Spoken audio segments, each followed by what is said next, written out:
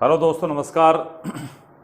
अपन मेवाड़ वंश पढ़ रहे थे और मेवाड़ वंश में अपन पहुंच गए थे। रावल शाखा का अंतिम शासक था रतन सिंह। रावल शाखा का अंतिम शासक कौन था? रतन सिंह। रतन सिंह और अलाउद्दीन खिलजी के बीच युद्ध हुआ और जिसमें रतन सिंह वीर गति को प्राप्त हुआ। उसके पश्चात मेवाड़ का या चित्तौड़ का जो शासन मिला वो किसको मिल गया? खिज्र खां को। किसको मिल गया? खिज्र खां को। खिज्र खां ने क्या नाम चित्तौड़ का नाम रख दिया? खिजराबाद। क्या रख दिया? खिजराबाद। और बाद में हमीर सिसोदिया ने जो सिसोदा ग्राम से आया था उसने जैसा को पराजित कर जैसा सोनगरा को पराजित करके वापस चित्तौड़ पर अधिकार कर दिया और चित्तौड़ पर एक नई शाखा की शुरुआत हुई जिसे अपन क्या कहते हैं? सिसोदिया नाम से जाना जाता है। ध्यान दीजिए, आप इधर हेडिंग डालना है सिसोदिया शाखा। सिसोदिया शाखा। सिसोदिया शाखा। सिसोदिया शाखा हम बात करें 1326 से 1364 में आता है हमीर सिसोदिया। सिसोदिया शाखा लाने वाला कौन था भाई? हमीर सिसोदिया। तो हेडिंग डालना है आपको हमीर सिसोदिया। हमीर सिसोदिया ये रहा 1326 से 1364 तक। 1326 से 1364 तक कौन रहा? हमीर सिसोदिया। सिसोदा ग्राम से आए, इस कारण से ये क्या कहलाए? सिसोदिया कहलाए। क्या कहलाए? सिसोदिया कहलाए। मैंने आपको बताया था कि रण सिंह था। चलो थोड़ा सा रिवाइज करते हैं। रण सिंह, रण सिंह के पुत्र भाई कितने पुत्र हुए? 2 पुत्र हुए। कितने पुत्र हुए? 2 पुत्र हुए। जिसके अंदर बात करें, एक हुआ छेम सिंह। कौन हुआ भाई? छेम सिंह। और एक हुआ राहब। कौन हुआ? राहब। छेम सिंह कहां का? चित्तौड़ का जागीरदार। कहां का जागीरदार? चित्तौड़ के। और राहब कौन से ग्राम के? सिसोदा ग्राम का। कौन सा ग्राम का? सिसोदा ग्राम का जागीरदार। चित्तौड़ का छेम सिंह हुआ। इसकी जो शाखा थी वो कहलाई रावल शाखा। क्या कहलाई? रावल शाखा। और इसके बाद जो ये शाखा कहलाई वो क्या कहलाई? सिसोदिया शाखा। कौन शाखा कहलाई? सिसोदिया शाखा। या इस शाखा को ही कहते हैं राणा शाखा। कौन सी शाखा कहते हैं? राणा शाखा के नाम से जानते। इसका जो अंतिम शासक, रावल शाखा का अंतिम शासक कौन हुआ भाई? रावल रतन सिंह।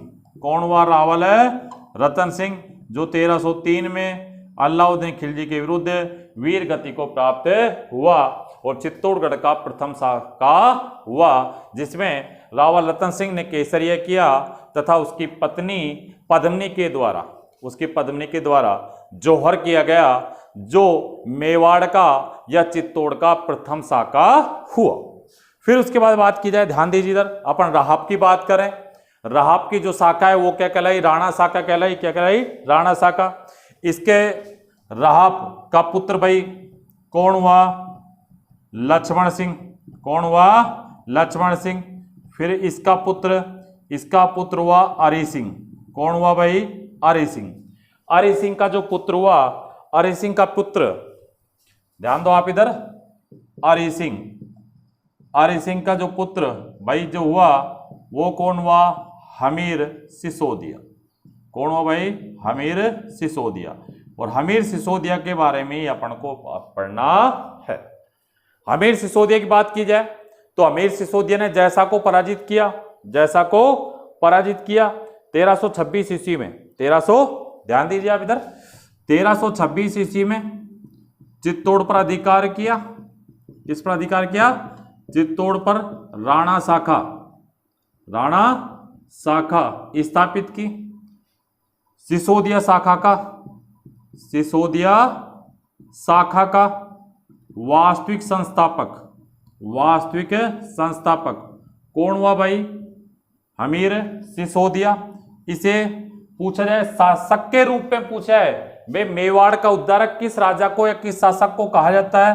तो वो कहा जाता है मेवाड़ का उद्धारक, तो हमीर सिसोदिया को। और वैसे इंडिविजुअल व्यक्ति के रूप में पूछा जाए तो याद रखना है आपको, भामाशाह को याद रखना है। भामाशाह जिसने महाराणा प्रताप को धन उपलब्ध कराया था, जिसकी बात हम आगे करेंगे। व्यक्तिगत रूप से पूछे तो भामाशाह को याद रखना है, अगर राजा के रूप में पूछे तो आपको याद रखना है मेवाड़ का उद्धारक किस शासक को कहा जाता है, तो वो कहा जाता है हमीर सिसोदिया को भाई। ठीक है, आपको इस तरह ध्यान रखना है। ठीक, अब ध्यान दीजिए 1326 में भाई चित्तौड़ पर राणा साका का शुरुआत करने वाला कौन हुआ भाई? हमीर सिसोदिया हुआ। किसका पुत्र था भाई? अरे सिंह का पुत्र था। फिर उसके बाद बात की जाए मेवाड़ का उद्धारक किसे कहा जाता है? हमीर सिसोदिया को कहा जाता है। फिर उसके बाद बात की जाए कि एक युद्ध हुआ, हमीर सिसोदिया ने युद्ध लड़ा। एक युद्ध का नाम आता है सिंगोली का युद्ध। कौन सा युद्ध भाई?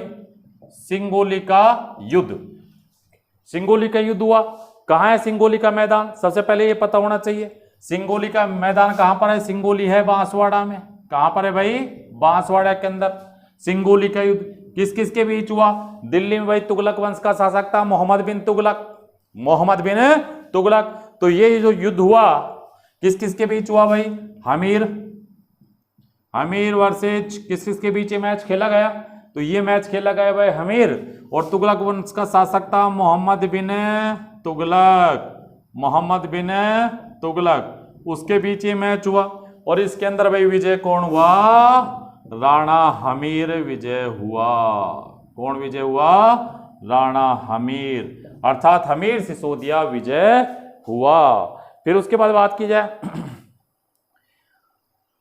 एक प्रशस्ति है कीर्ति स्तंभ प्रशस्ति। कीर्ति स्तंभ प्रशस्ति। कीर्ति स्तंभ प्रशस्ति के जो अंदर महेश भट्ट के द्वारा उसकी रचना की गई है। उसमें कवि अत्रि का पुत्र कौन था? महेश। उसने उसकी रचना की। किसकी?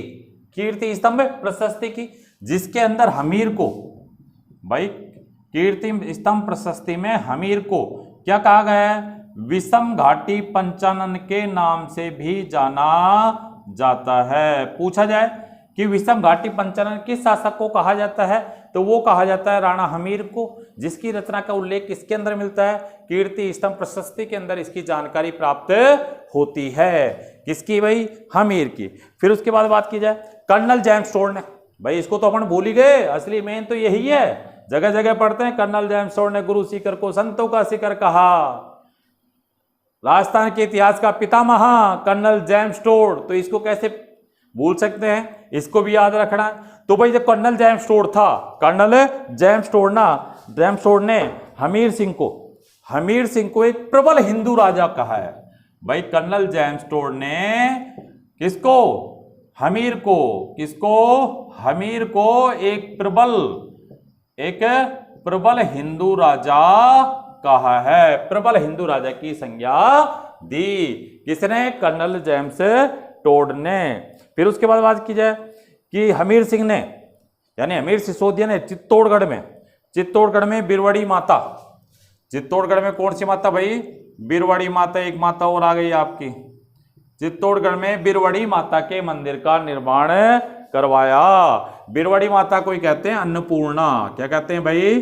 अन्नपूर्णा। तो चित्तौड़गढ़ में बिरवड़ी माता का निर्माण किसने करवाया? हमीर सिसोदिया ने। किसने करवाया? हमीर सिसोदिया ने। सिसोदा ग्राम से आया, इस कारण से आगे शाखा क्या कहलाई? सिसोदिया शाखा कहलाई। और हमीर के पश्चात इस वंश का जो शासक बना वो बड़ा महाराणा क्षेत्र सिंह। कौन बना? महाराणा क्षेत्र सिंह, या खेता के नाम से भी उसे जाना जाता है। तो अगला हेडिंग डालिए महाराणा क्षेत्र सिंह। नोट कर लीजिए आप, इधर ध्यान दो भाई। हमीर सिसोदिया 1326 से 64, रण सिंह के 2 पुत्र हुए, छेम सिंह रहाप शाखा का ही कौन हुआ आगे जाके? 1326 में एक शासक हुआ हमीर सिसोदिया, जिसे मेवाड़ का उद्धारक, सिसोदिया शाखा का संस्थापक। 1326 में चित्तौड़ पर सिसोदिया शाखा की स्थापना की। इसे विषम घाटी पंचानन भी कहा गया। सिंगोली का युद्ध लड़ा गया किसके बीच? हमीर और मोहम्मद बिन तुगलक के मध्य, जिसमें विजय हुआ राणा हमीर। और राणा हमीर ने चित्तौड़गढ़ में कौन सी माता के मंदिर का निर्माण करवाया? बिरवड़ी माता का। कौन सी माता का? बिरवड़ी माता का मंदिर का निर्माण करवाया। और हमीर के बाद कौन आता है? क्षेत्र सिंह। कौन आता है? क्षेत्र सिंह, या जिसे कहते हैं खेता। क्या कहते हैं भाई? खेता। तो हेडिंग डालिए महाराणा क्षेत्र सिंह। इसके बाद ये जो शाखा चलेगी वो महाराणा लगेगा इनका। आगे क्या लगेगा भाई? महाराणा। इससे पहले अपन क्या लगा रहे थे? रावल रतन सिंह। ठीक, बप्पा रावल के, उसी के शाखा। अब आगे ये शाखा जो कहलाएगी वो क्या कहलाएगी? महाराणा कहलाएगी। क्या कहलाएगी? महाराणा। तो अगला शासक आता है महाराणा, हेडिंग डालो महाराणा क्षेत्र सिंह। कौन आया भाई? महाराणा क्षेत्र सिंह, या इसे कहते हैं खेता। क्या कहते हैं? खेता कहते हैं। 1364 से 1364 से 1382, 1364 से 1382। तैयारी साथ साथ जारी रहे। गवर्नमेंट वैकेंसियां भी निकाल रही है, कोरोना काल में पेपर भी टाइम पे करा रही है। सारे पेपर हर के जो डेट अनाउंस की है उस पर सभी एग्जाम हो रहे हैं आपके। आरपीएससी भी करा रही है, बाकायदा साक्षात्कार वगैरह सब कुछ प्रक्रिया सब कुछ जारी है। नई वैकेंसियां भी अभी बिजली विभाग में अनाउंस की है, जिसमें लगभग 1045 JNEN की पोस्ट को क्रिएट किया है और उनकी परीक्षा बताया गया है कि कोरोना खत्म होने के बाद होगी। बाकी सभी में, रोडवेज विभाग में, नगर परिषद वगैरह सब में धीरे धीरे गवर्नमेंट अपना कार्य सुचारू रूप से जारी कर रही है। और आपने सीखा है कोरोना काल में यही सीखा है कि सबसे अच्छी सरकारी नौकरी, सबसे अच्छी सरकारी नौकरी। प्राइवेट वाले जो था, यानी जो थे वो प्राइवेट की जो नौकरी है वो सारी इस समय कोरोना काल में आपने देखा कि कितनी बड़ी प्राइवेट नौकरी थी, सब बंद है। जीता है तो कौन जीता है? जिसने सरकारी नौकरी। ठीक है, तो इसलिए लक्ष्य बनाना है कि अब की बार आपकी बारी है, अब की बार आपकी बारी है। आपको तो लक्ष्य दिखना चाहिए कि अब की बार दोबारा कभी कोरोना जैसी समस्या आए तो मैं सुरक्षित रहूं, ये ध्यान रखना है आपको। ठीक है, तो अपना लक्ष्य जब ही हो सकता है जब लगातार आप मेहनत करेंगे, बिना मेहनत के कुछ नहीं हो सकता। तो आ जाते हैं अपन महाराणा क्षेत्र सिंह खेता। जो आपको ये कराया जाता है तो उसमें साथ साथ आपको क्या है कि प्रैक्टिस करनी है, अभ्यास प्रश्न जो ऑब्जेक्टिव है उनसे करना है, उससे निखरा है। और जो नोट्स है वो आपको पीडीएफ के माध्यम से आपको नोट्स प्राप्त हो रहे हैं। और जिनको पीडीएफ के माध्यम से प्राप्त है, पीडीएफ वैसे नोट्स नहीं मिल पाते, मान लो कोई किसी का छूट जाता है तो आप पीडीएफ लिंक से या टेलीग्राम लिंक से भी, यानी चौहान जी के डालकर आप उसे मेरे टेलीग्राम से भी आप नोट्स को प्राप्त कर सकते हैं। चौहान जी के अलवर डालोगे तो आप उसमें क्या है कि टेलीग्राम लिंक मिलेगा, उसमें आप जाकर अपने नोट्स वहाँ से आप पीडीएफ है डाल रखी मैंने, आप वहाँ से इसको प्राप्त कर सकते हो। बाकी किसी प्रकार कोई समस्या है तो आप, यानी आपके पास व्हाट्सएप वगैरह या टेलीग्राम लिंक वगैरह उनसे आप पूछ सकते हो क्वेश्चन वगैरह। बाकी पीडीएफ वगैरह क्वेश्चन डाल रखे हैं आप पे। महाराणा क्षेत्र सिंह, महाराणा खेता। भाई क्षेत्र सिंह के बारे में बात की जाए, क्षेत्र सिंह ने, वो ज्यादा 2-3 लाइन नहीं पढ़नी है इसको बीच में। वो क्षेत्र सिंह ने ईडर का राजा, ईडर के राजा एमपी, ईडर के राजा रणमल को पराजित किया।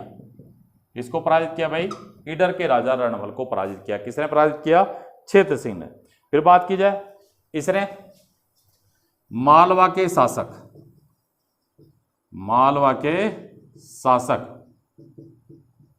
का शासक कौन भाई? दिलावर खां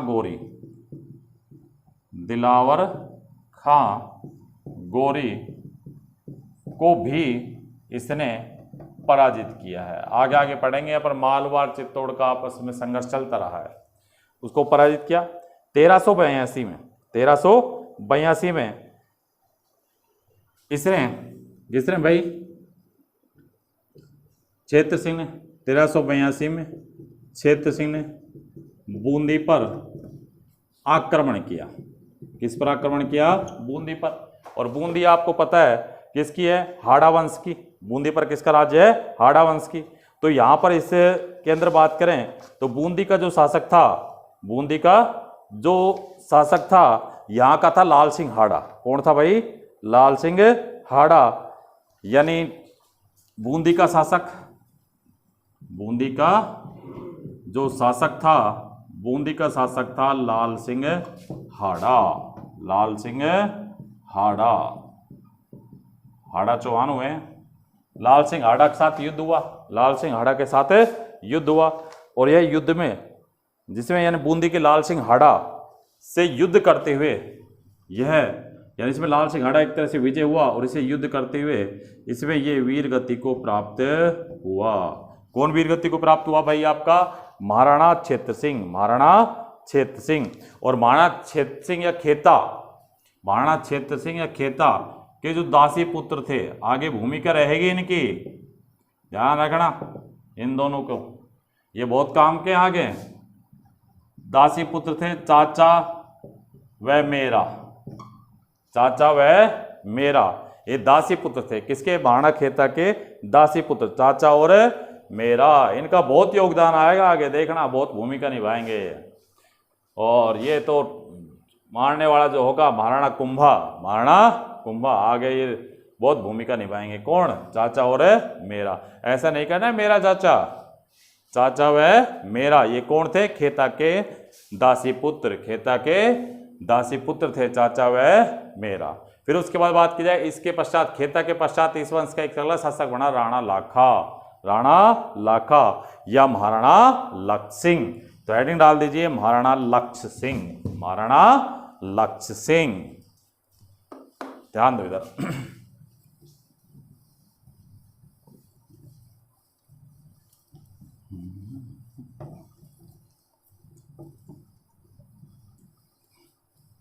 तो भाई बात करते हैं अपन किसकी? महाराणा, महाराणा किसकी भाई? लक्ष्य सिंह की।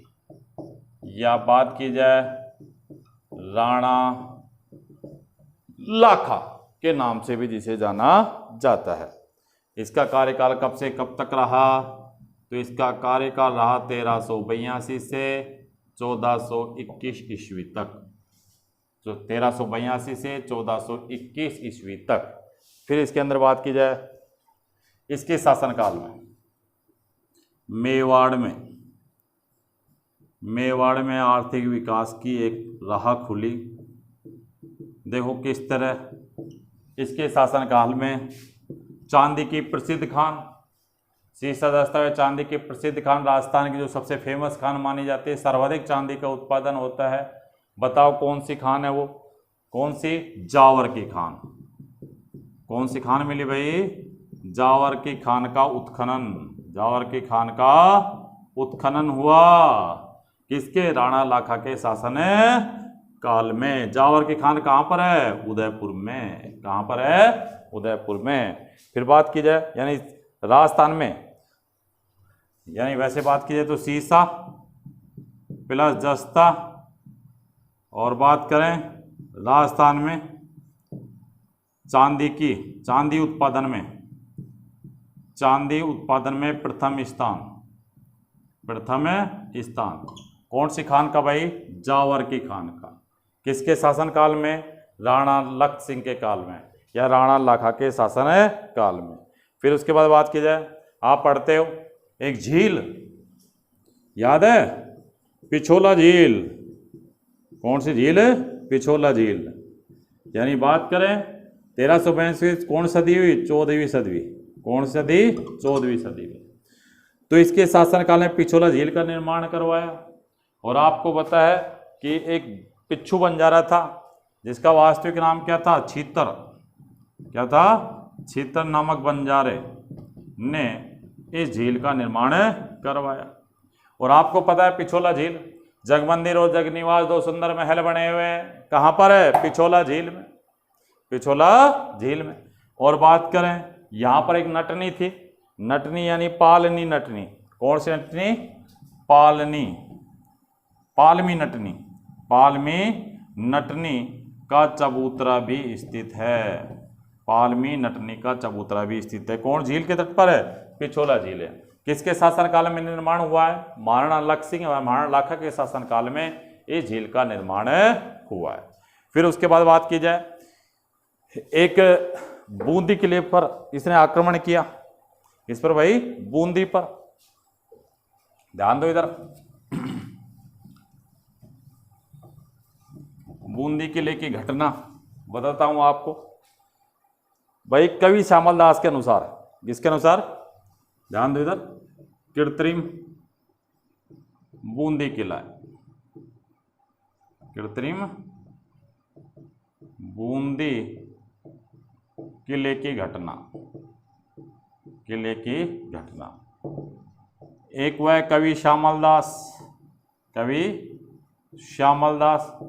कवि श्यामल दास ने एक पुस्तक लिखी भाई, कौन सी लिखी है? वीर विनोद।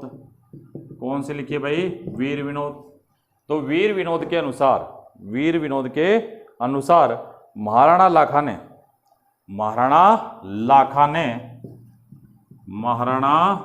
लाखा ने बूंदी पर, बूंदी के किले पर, बूंदी के किले पर आक्रमण किया, बूंदी किले पर आक्रमण किया, जिसमें ये पराजित हुआ, यानी इसको जीतने में असफल रहा। फिर बात करें, इसने प्रतिज्ञा की थी कि बूंदी किले को जीत कर ही यानी पानी वगैरह ग्रहण करेगा। अब किले को जीत नहीं पाया, किले को जीत नहीं पाया, तो क्या किया कि इस अपनी इसी प्रतिज्ञा को पूर्ण करने के लिए, प्रतिज्ञा को पूर्ण करने के लिए मिट्टी का, बूंदी किले को क्या कहते हैं? तारागढ़।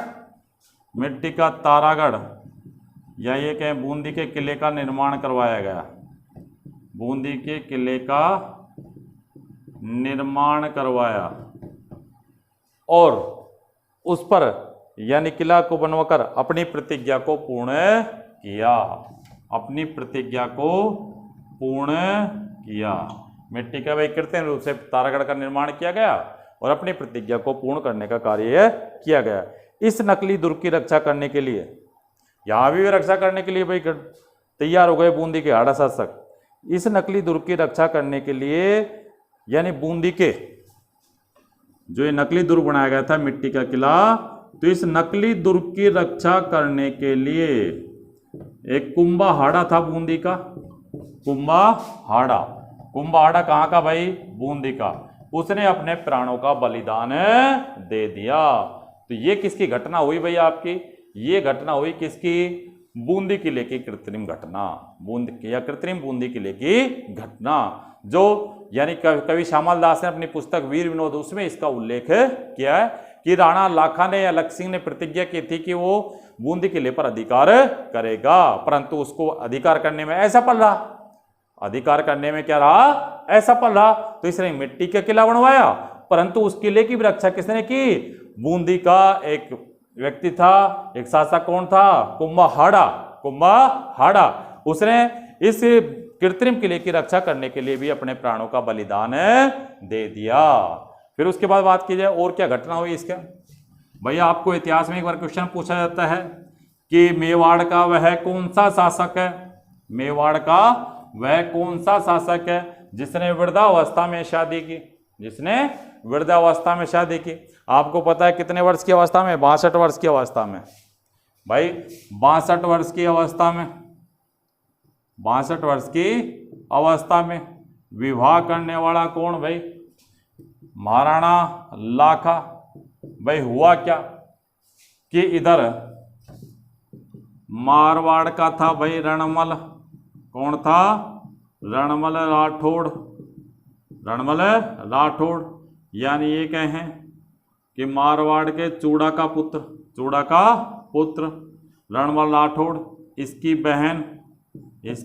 बहन थी, कौन थी भाई? हंसाबाई। हंसाबाई मेवाड़ का शासक। ध्यान दो आप इधर भाई, किस तरह विवाह किया, ध्यान दो इधर। मेवाड़ का शासक, मेवाड़ का कौन भाई? राणा लाखा। राणा लाखा। इसका युवा पुत्र राणा चूड़ा या कुंवर चूड़ा, वो युवराज था, वो युवराज चूड़ा। अब क्या हुआ भाई, इधर दरबार का आयोजन चल रहा था, वो सगाई का नारियल लाया गया, दरबार के अंदर ही आएगा सगाई का नारियल। किसके लिए आएगा सगाई का नारियल? राणा चूड़ा के लिए। क्यों भाई? युवा पुत्र यही है। सगाई का नारियल आया तो क्या हुआ कि राणा लाखा उस सगाई के नारियल को बिना सोच विचारे, उस सगाई के नारियल को देखकर हंसी मजाक के रूप में दरबार में हंसने लगा कि इस अवस्था में भी आज भी हमारे लिए कौन से शासक के द्वारा सगाई का नारियल भेजा जा रहा है। क्योंकि भाई कितने वर्ष की अवस्था? 62 वर्ष की अवस्था में शासन कर रहा था। अब सभी दरबारी हंसने लगे सभी दरबारी हंसने लगे। तो क्या हुआ कि रणमल से यह व्यंग्यात्मक बाण सहे नहीं गए। अब रणमल ने कहा कि ठीक है महाराज, आप क्यों नहीं, आपके लिए क्यों नहीं आ सकता सगाई का नारियल, आपके लिए भी आ सकता है। हाँ, शर्त यह है कि जिसका ये सगाई का नारियल आया है, किसका, हंसाबाई का, यानी उसकी बहन का, वो हंसाबाई का पुत्र ही मेवाड़ का अगला उत्तराधिकारी बनना चाहिए। उसने उसके सामने ये शर्त रख दी। अब ये कहें कि राजाओं के सामने बातों की बात हो गई, अब तो ये ठीक है भाई, अब तो यानी ये कि इज्जत की बात हो गई। अब सारे दरबार में फिर सन्नाटा छा गया, क्योंकि रणमल पहले जो हंस रहे थे भाई, रणमल ने शर्त रख दी कि भाई किसका पुत्र, हंसाबाई का पुत्र मेवाड़ का अगला उत्तराधिकारी बनना चाहिए। करे क्या, अब कुंवर चूड़ा राणा चूड़ा ने प्रतिज्ञा की कि वो जीवन भर शादी नहीं करेगा। उसने कहा, अब वैसे भी देखा जाए तो शादी का विवाह का प्रस्ताव है किसके लिए, राणा चूड़ा के लिए। राणा लाखा ने शादी का प्रस्ताव जो बताइए अभी घटना इस तरह हुआ। अब शादी तो एक को करनी, राणा चूड़ा करे राणा लाख है। अब हंसाबाई राणा चूड़ा ने इस बात का जवाब देते हुए कहा कि मैं जीवन भर शादी नहीं करूंगा और हंसाबाई का जो पुत्र होगा वही मेवाड़ का अगला उत्तराधिकारी बनेगा। इस तरह हंसाबाई का विवाह किसके साथ हुआ, राणा लाखा के साथ हुआ। तो एक क्वेश्चन बनता है अपना कि वृद्धावस्था में शादी करने वाला मेवाड़ का शासक कौन था। तो कौन था भाई, राणा लाखा। और कुंवर चूड़ा ने प्रतिज्ञा की। आपको पता है ऐसी प्रतिज्ञा एक और की गई महाभारत में, किसने की थी, भीष्म ने। किसने की थी, भीष्म ने। इसलिए उसे क्या कहा गया था, भीष्म पितामह। तो इसलिए कुंवर चूड़ा को या राणा चूड़ा को क्या कहा जाता है, भीष्म कहा जाता है। मेवाड़ का भीष्म किसे कहा जाता है, राणा चूड़ा या कुंवर चूड़ा को कहा जाता है।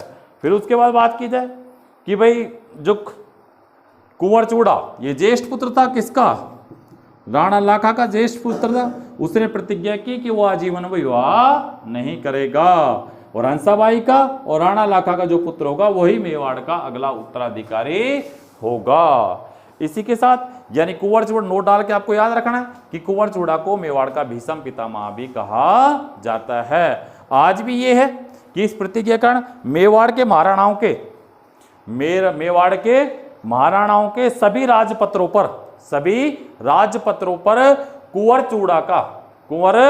चूड़ा का यानी या उसके वंशजों के भाले का निशान अंकित है। यानी कुंवर चूड़ा ने जो बलिदान दिया आज भी निशानी के रूप में उसके भाले और उसका निशान अंकित है।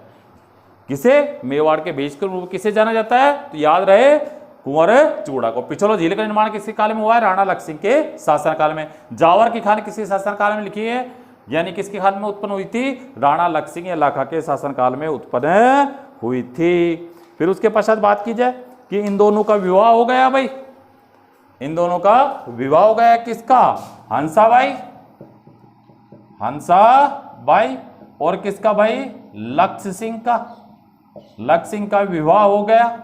और इन दोनों से जो पुत्र हुआ कौन हुआ भाई, राणा मोकल।